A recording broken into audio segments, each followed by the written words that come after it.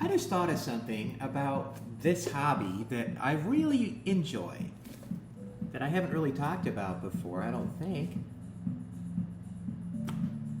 It gets me off the damn internet. Gets me away from the social media and just the mind-numbing. Ugh. Yes, there are a million awesome, beautiful, amazing digital resources if you want to do some research and build the most accurate, realistic, correct, appealing scale miniature model of a subject like a World War II airplane. Yeah, there's a million digital resources. My goodness, on Pinterest, I must have 6,000 pictures on Pinterest. Probably 1,000 of them are just Mustangs. Okay? So yeah, all of those digital resources are amazing, and I love YouTube for all the awesome air shows, things like that. I've never actually been to Oshkosh, but on YouTube I have. So yeah, you can live vicariously in the digital age, no matter what your interest or your passion. But what's really nice is something old-fashioned. Books, paper. I grew up with this stuff. And you know what? I've hardly touched it in years. I don't live in the past. I'm just from there, but I don't live in the past. I'm very much in the moment.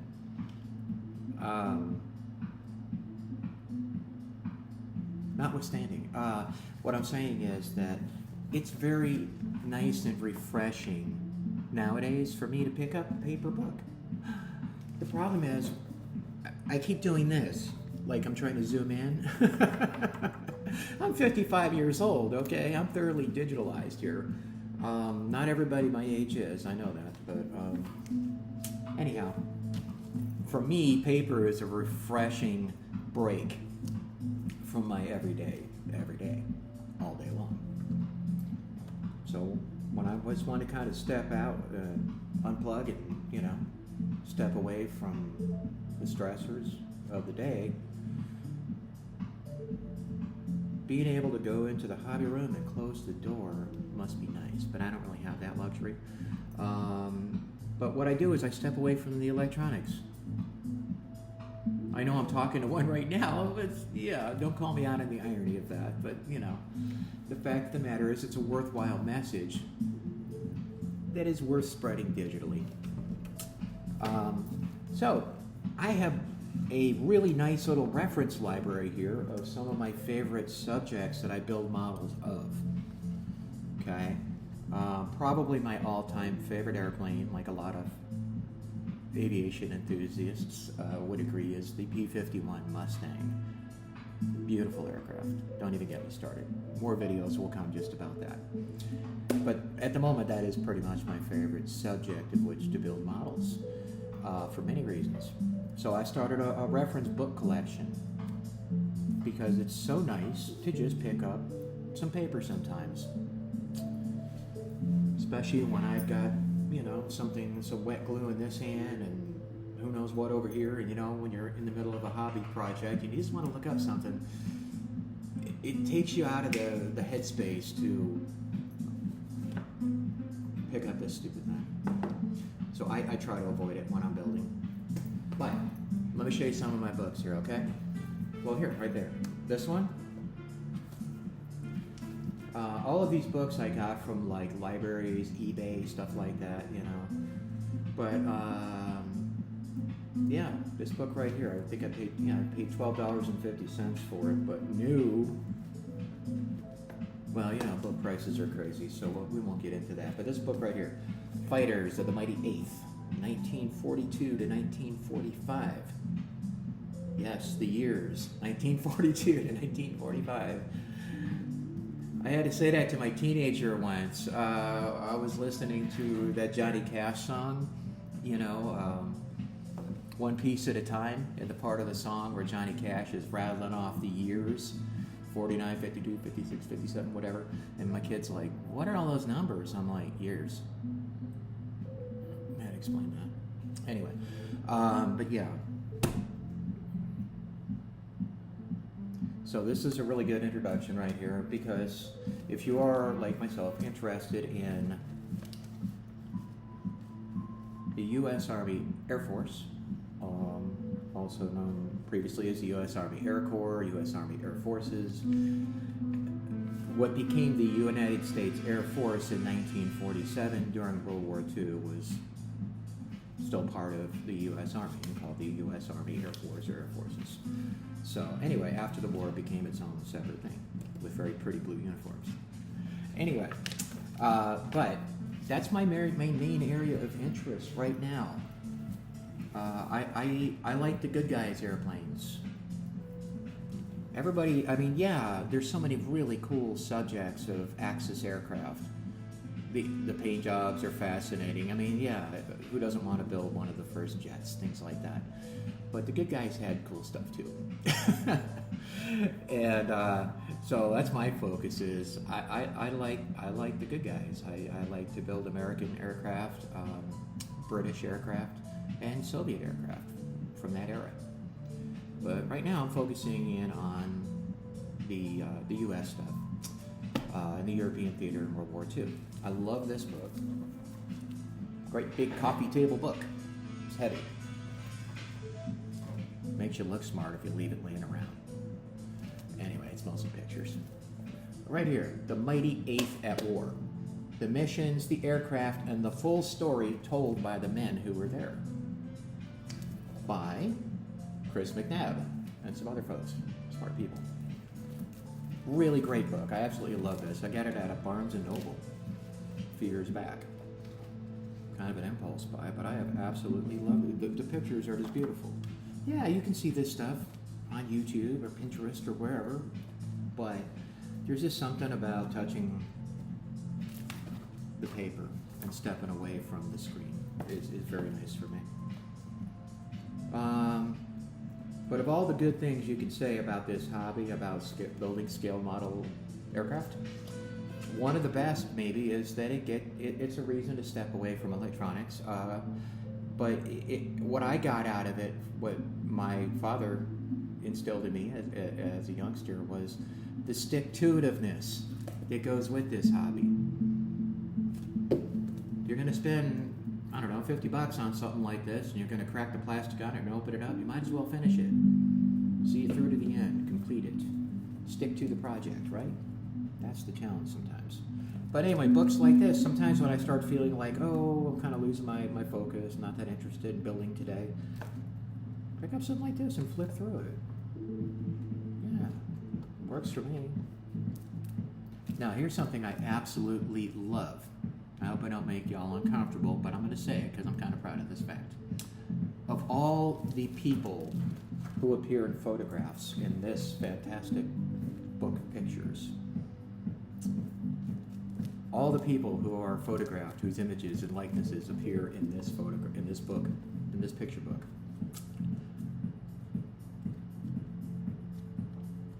There's very few people that I actually arguably still look like. Because of course there was a time, which I don't want to get into, when I looked like all these soldiers here, all these men. But guess what? Now I'm one of the nose art girls. I'm like one of the pictures that they painted on the airplanes of the pretty girls, and they went off to go fight the bad guys. I like that. I get a kick out of it. So when I'm painting, like putting a cool decal on of like nose art on a fighter plane, I can say, she looks like me, hot blonde.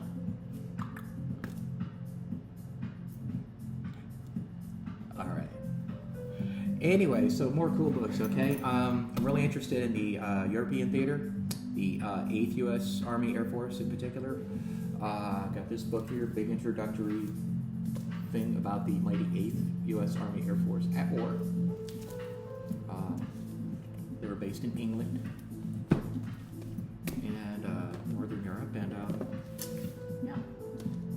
There were big friends and there were little friends in the U.S. Army Air Force in 1940s. Little friends were the fighter planes, the small airplanes, the 1- and 2-man aircraft, fighter aircraft. And big friends are the big bombers, like 10-man crews, big aircraft, multiple engines. So big friends and little friends.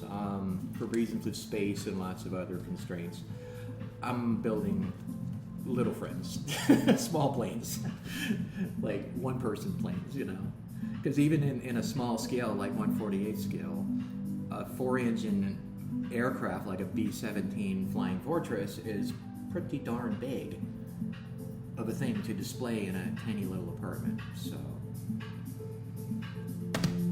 little friends it is. Anyway, check it out. So I got other books here. Ooh, P-51 Bomber Escort. This paper. Ooh. Mustang, the operational record. I actually read this entire book while my spouse was having surgery, and I was in the hospital. I read this whole book cover to cover during that surgery. And then I got these Legends of Warfare Aviation P-51 Mustang Volume 1, Volume 2. Nice little flip through them, coffee table type bookies. Very nice. But seriously, if you wanted to just flip through and look up something like, what is the difference between an A-36 Apache and a P-51 Mustang? Precisely. There is a difference. Pick up a book and find out. Or you could just be lazy and say, hey, Google, or whatever. But, when I'm in the model building headspace, I go for the paper first, usually. Tons of reference, like magazine type books. I had hundreds of these when I was a kid. Squadron Signal Publications makes fantastic references of this sort.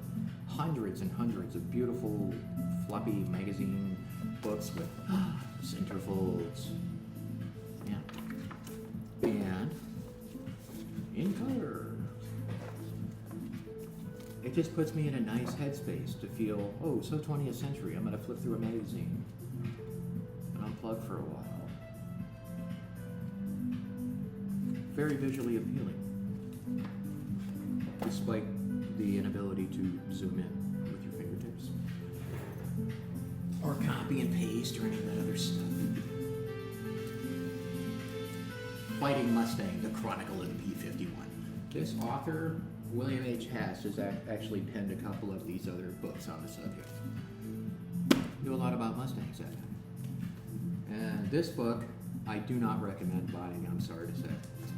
It's a gorgeous book. It's an expensive book. It's impressive looking. It even smells nice. But I've not been able to read this damn thing. For some reason, the prose style, the way it's presented, the information is so dense.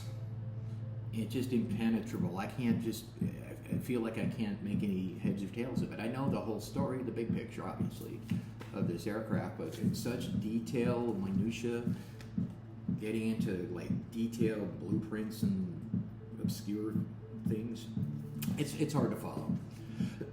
So definitely not a book for beginners. But if you're looking up something very specific, it's worth having. Excuse me.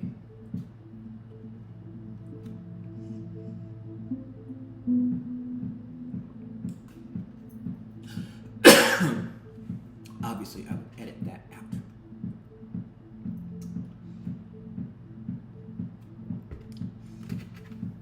Anyway, so I do remember when I was young, there was a hobby shop in our town, and there was like a club, and people would loan each other paper books because the internet didn't exist yet. This was way before that. And if you knew guys at the hobby shop who knew some guys who knew somebody at the club or whatever, you could get stuff like this. just cool things that you wouldn't even find in the public library back at that time. So, yeah. Anyhow, I just wanted to share that with you guys. You know, the whole idea that old-fashioned analog reference sources are usually my go-to when immersing myself in the fantastically rewarding hobby of scale model building. All right. Well, thank you for watching, and if you would please, if you enjoyed it, like, subscribe, all that kind of stuff. Leave a comment. That'd be cool. All right. Thank you.